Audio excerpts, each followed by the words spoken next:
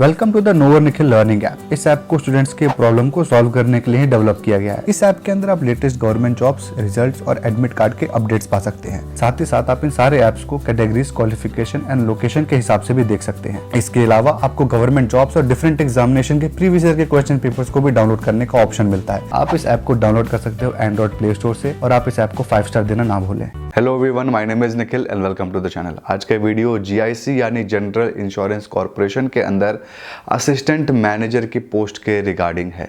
आज के इस वीडियो में हम डिटेल डिस्कशन करने वाले हैं इसी पोस्ट के अंदर। और जो ये हमारी रिक्रूटमेंट है, ये ऐसी रिक्रूटमेंट है जिसके अंदर अगर आपका क्वांट वीक है, मैथ वीक है, तो ये आपके लिए गोल्डन अपॉर्चुनिटी हो सकती है। बिकॉज यहाँ पे बिना मैथ का आप लेके चलिए, मतलब 150 मार्क्स में केवल आपके 7 या 8 मार्क्स का मैथ्स है। तो मैथ जिसका वीक है ना, उसके लिए गोल्डन अपॉर्चुनिटी है। वीडियो एंड तक देखिएगा ताकि आपको सारे डिटेल्स समझ में आए। सबसे पहले देख लेते हैं कि कौन कौन से पॉइंट्स के अंदर हम डिस्कशन करेंगे।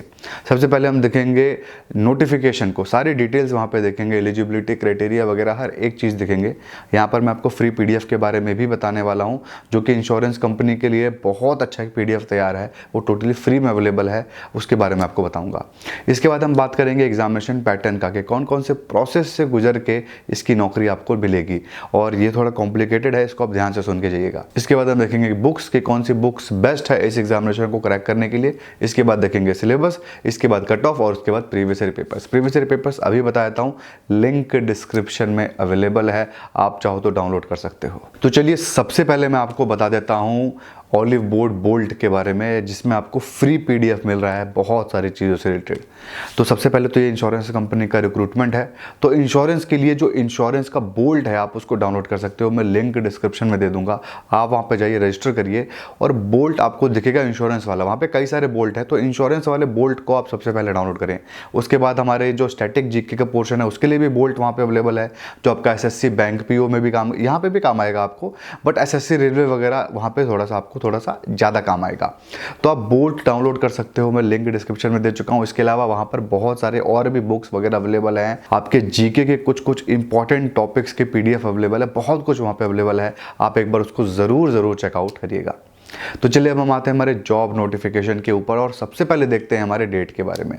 तो जो लास्ट डेट है इस फॉर्म को अप्लाई करने का, वो है 29 मार्च 2021। इसके डेट की बात करें तो 9 मई 2021 से इसका एग्जामिनेशन होगा और 10 दिन पहले इसके आपका एडमिट कार्ड मिलेगा। तो ये हो गई हमारी डेट की डिटेल। इसके बाद हम आते हैं एप्लीकेशन फीस के ऊपर। तो इसके अंदर SC, ST, फिजिकली हैंडीकैप्ड और गर्ल्स, ध्यान से गर्ल्स के लिए भी एप्लीकेशन फीस 0 है। किसके लिए एप्लीकेशन फीस है? जनरल कैंडिडेट के लिए, EWS के लिए और OBC के लिए 850 रुपये एप्लीकेशन फीस है। तो ये हो गई एप्लीकेशन फीस की डिटेल। अब हम आते हैं पोस्ट के ऊपर कि आखिर टोटल पोस्ट कितनी है और नौकरी किस टाइप की है। तो यहाँ पे टोटल आपके 44 पोस्ट है, जो कि 4 अलग अलग तरीके की नौकरियों में डिवाइडेड है। ग्रेजुएशन वालों के लिए भी नौकरी है और स्पेशल क्वालिफिकेशन वालों के लिए भी यहाँ पे नौकरी है। और ये ऑल ओवर इंडिया की नौकरी है, मतलब आप इस देश में कहीं के भी रहने वाले हो, आप अप्लाई तो कर ही सकते हो। एग्ज़ाम सेंटर आपके सारे स्टेट्स में अवेलेबल है, जहाँ से अप्लाई करना चाहते हो वहाँ अवेलेबल है। लेकिन जो इसकी नौकरी है ना, वो दिल्ली, चेन्नई, मुंबई, इन सब स्टेट में होगी और उसमें भी सबसे ज़्यादा मुंबई में होगी। तो अगर आप अपना करियर मुंबई में बनाना चाहते हो, वहाँ ज़्यादा रहना चाहते हो, तो ये नौकरी आपके लिए है। अगर आप नहीं रहना चाहते हो तो ये नौकरी आपके लिए नहीं है, क्योंकि ज़्यादातर समय आप मुंबई में ही बिताओगे। तो पोस्ट की बात करें तो सबसे पहले देखते हैं फाइनेंस यानी चार्टर्ड अकाउंटेंट की पोस्ट है टोटल 15, और इसके बाद जनरल की पोस्ट है 15, लीगल की पोस्ट है 4 और उसके बाद जो इंश्योरेंस है उसकी पोस्ट है 10। तो ये हो गए आपके टोटल 44 पोस्ट। इसके बाद हम बात करते हैं एलिजिबिलिटी क्राइटेरिया का। इसके अंदर हमारा 2 पार्ट है। सबसे पहला है हमारा एज का क्राइटेरिया, उसके बाद है एजुकेशन क्वालिफिकेशन। एज की बात करें तो 21 साल से लेकर के 30 साल तक के लोग इस फॉर्म को अप्लाई कर सकते हैं। अब हम आते हैं एजुकेशन क्वालिफिकेशन के ऊपर। यहाँ थोड़ा कॉम्प्लिकेटेड है, ध्यान से सुनिएगा। 4 पोस्ट है, चारों की एजुकेशन क्वालिफिकेशन अलग अलग है। तो सबसे पहले देखते हैं हम फाइनेंस का यानी चार्टर्ड अकाउंटेंट वाले पोस्ट का। इस पोस्ट का जो है रिक्वायरमेंट वो है ग्रेजुएशन विथ 60% मार्क्स, यानी आपके ग्रेजुएशन में 60% मार्क्स होने चाहिए, प्लस आपको एक चार्टर्ड अकाउंटेंट होना चाहिए। मतलब पेपर बचे हों फाइनल के नहीं चलेगा, मेंबरशिप नंबर आपका आपके हाथ में होना चाहिए, आप CA होने चाहिए, तभी आप इस फॉर्म को अप्लाई कर सकते हो। बहुत बेवकूफ़ी वाला एजुकेशन क्वालिफिकेशन है। CA है वही अपने आप में काफ़ी है, ग्रेजुएशन के 60% तो इनको ऐड करना ही नहीं चाहिए था, बट जो भी है यहाँ पर यही है, दोनों कंपलसरी है, दोनों होना ज़रूरी है। अगर नहीं होगा ना 60% तो यहाँ पे आप अप्लाई नहीं कर पाओगे। और अगर आप SC और ST कैंडिडेट हो तो आपको 60 की जगह 55% चाहिए। आगे जितना भी जगह मैं 60 बताऊंगा ना, 55 वहाँ पे ऑटोमेटिक समझ लीजिएगा SC ST वालों के लिए। तो ये हो गया हमारा फाइनेंस का पोस्ट। अब हम आते हैं जनरल पोस्ट के ऊपर।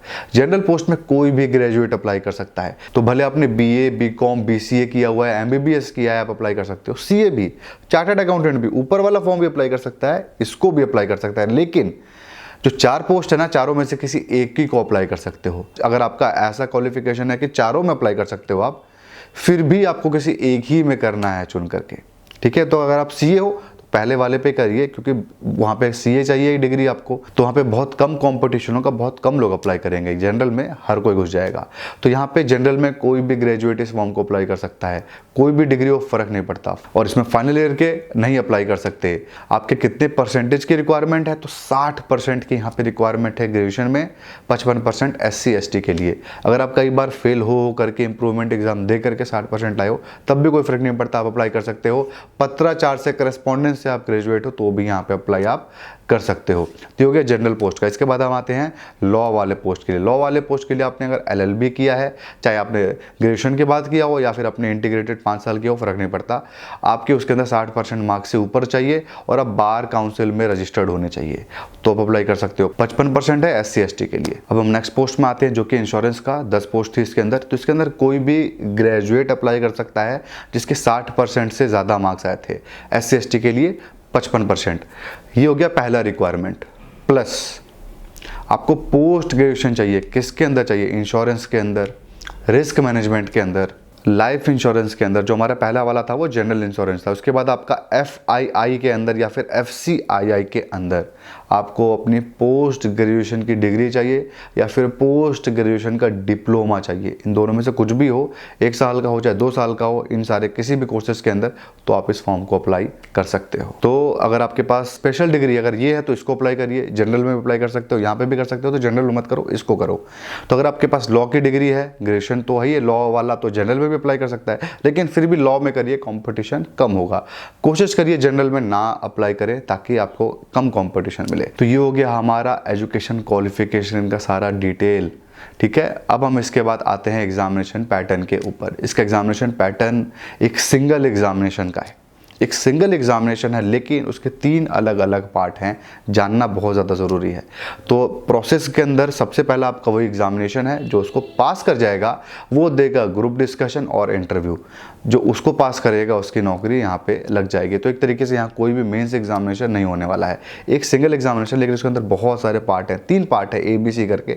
तो तीनों को देखते हैं। हाँ, एग्जाम पैटर्न अभी मैं बताता हूँ आपको, उससे पहले आपको सैलरी के बारे में बता दूँ। तो इन हैंड आप लेके चलिए 65,000 के आसपास मंथली आपकी सैलरी इसके अंदर बनेगी। तो काफ़ी अच्छा हैंडसम सैलरी इसको बोलेंगे। वापस आते हैं एग्जामिनेशन पैटर्न के ऊपर। 2 तरीके का पैटर्न है इसके अंदर। ABC मैंने आपको बताया 3 टाइप के एग्जामिनेशन होंगे, तीनों दोनों में ही कॉमन है, लेकिन जो इसके अंदर पोस्ट थी ना, एक तो जनरल थी और एक बाकी अदर्स पोस्ट थी। तो जनरल के लिए एक तरीके का एग्जामिनेशन है और बाकी अदर्स पोस्ट के लिए एक तरीके का एग्जामिनेशन है।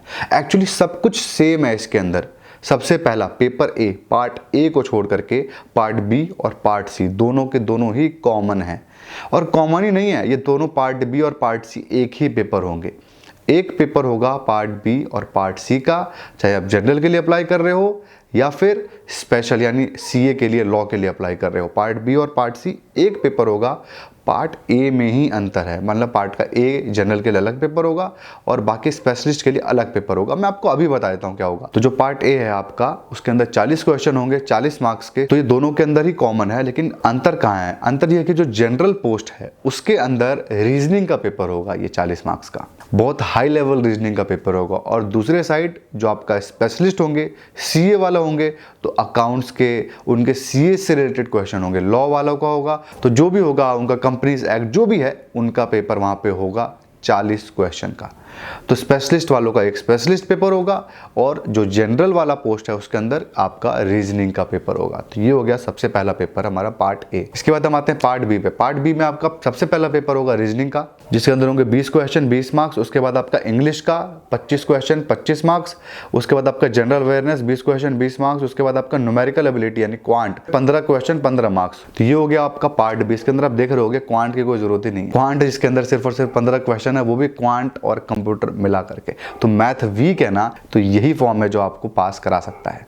इसके बाद हमारा पार्ट बी दोनों के लिए कॉमन है। पार्ट सी के अंदर क्या होगा, डिस्क्रिप्टिव पेपर होगा हमारा ये पार्ट सी इंग्लिश वाला। 30 मार्क्स, 3 क्वेश्चन होंगे, तो ये हमारा लास्ट होगा। जो इसको पास करेगा वो ग्रुप डिस्कशन इंटरव्यू में जाएगा, उसके बाद मेडिकल टेस्ट, उसके बाद नौकरी आपकी लग जाएगी। जो हमारा पार्ट ए था ना, वहाँ पर आपको 30 मिनट मिलेगा। 40 क्वेश्चन थे ना, 30 मिनट मिलेगा। पार्ट बी के अंदर हमको 60 मिनट मिलेगा, यानी 1 घंटा मिलेगा। और उसके बाद पार्ट सी के अंदर जो डिस्क्रिप्टिव है उसके अंदर अगेन हमको 1 घंटा मिलेगा, यानी 60 मिनट। तो ये है हमारा एग्जामिनेशन पैटर्न। ध्यान से सोच के चलिएगा चीज़ें। नेगेटिव मार्किंग भी है 1/4 यानी 0.25 की। तो ये हमने देख लिया एग्जामिनेशन पैटर्न। अब हम आते हैं बुक्स के ऊपर। बुक्स के अंदर ना सबसे पहले मैं आपको एक स्पेशल बुक के बारे में बताता हूँ, जो कि है हमारा सक्सेस ब्लूप्रिंट। बहुत अच्छी किताब है, लिंक डिस्क्रिप्शन में अवेलेबल है, आप इसको एक बार ज़रूर चेकआउट करके देखना।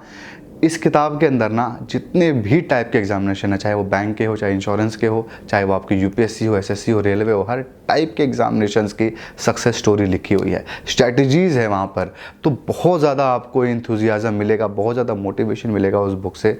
तो ये आप उस बुक को एक बार ज़रूर चेकआउट करना, मैं लिंक डिस्क्रिप्शन में दे रहा हूँ। वो बुक काफ़ी ज़्यादा आपको आपके करियर में हेल्प कर सकती है। ये हो गया स्पेशल बुक। अब हम आते हैं वापस हमारे सिलेबस के बुक पे। सिलेबस की बुक की बात करें तो अगर आप कोई एक बुक चाहते हो तो मैं नहीं कहूँगा यहाँ पे एक बुक से पढ़ाई हो पाएगी, मुश्किल पड़ने वाला है आपको। सिंगल बुक अगर आपको चाहिए तो IBPS PO का परचेस कर सकते हो, वहाँ से आपको पार्ट जो बी है इसका वो काफ़ी हद तक कवर हो जाएगा। पूरा का पूरा मैं नहीं कह रहा हूँ कि आप बहुत अच्छा मार्क्स लेके आ जाओगे, बट आप एक तरीके से सिलेबस ख़त्म कर पाओगे। अब हम आते हैं स्पेसिफिक किताबों के ऊपर। ये किताबों को पढ़ के गारंटीड आप पास हो जाओगे।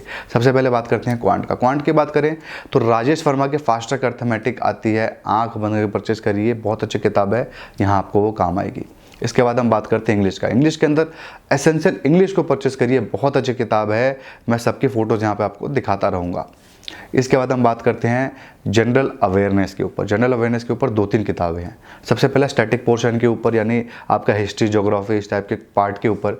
तो इसके अंदर लूसेंट की जीके परचेस करिए, बहुत अच्छी किताब है। इसके बाद हम बात करते हैं बैंकिंग अवेयरनेस के ऊपर। इंश्योरेंस कंपनी के अंदर भी बैंकिंग अवेयरनेस का पार्ट आता है, तो उसके लिए भी एक बुक मैं आपको दिखा दूंगा, यहाँ फोटो दिखा दूंगा, ब्लैक एंड रेड कलर की बुक है, तो उसको आप परचेस कर सकते हो। इसके अलावा करंट अफेयर्स के लिए क्वार्टरली करंट अफेयर्स की किताब आती है, हर 3-4 महीने पे एक किताब निकलती है, इतनी पतली सी, उसके अंदर चीज़ें कवर्ड होती हैं। 2 या 3 बुक उसको लेकर के पढ़ लो, आपका काम हो जाएगा। और अगर आप रेगुलरली न्यूज़पेपर पढ़ते आ रहे हो तब तो कोई बात ही नहीं है, तब तो आप पहले से इंटेलिजेंट हो। इसके बाद बात करते हैं कंप्यूटर का। तो कंप्यूटर के लिए भी मैं आपको बुक बताता हूँ, एक पतली सी किताब है, हिंदी इंग्लिश दोनों ही भाषाओं में अवेलेबल है, यहाँ डिस्प्ले कर दूंगा, बहुत अच्छी किताब है, आप चाहो तो उसको परचेस कर सकते हो। इसके अलावा बात करते हैं रीजनिंग का। तो रीजनिंग में आपको RS अग्रवाल की किताब है शांत पब्लिकेशन के लिए, वर्बल नॉन वर्बल रीजनिंग, आप उसको परचेस कर सकते हो, बहुत अच्छी किताब है, मैं उसका यहाँ डिस्प्ले कर दूंगा फोटो। तो ये हमने देख लिया बुक्स को। अब हम आते हैं सिलेबस के ऊपर। सिलेबस में सबसे पहले देखते हैं रीजनिंग का।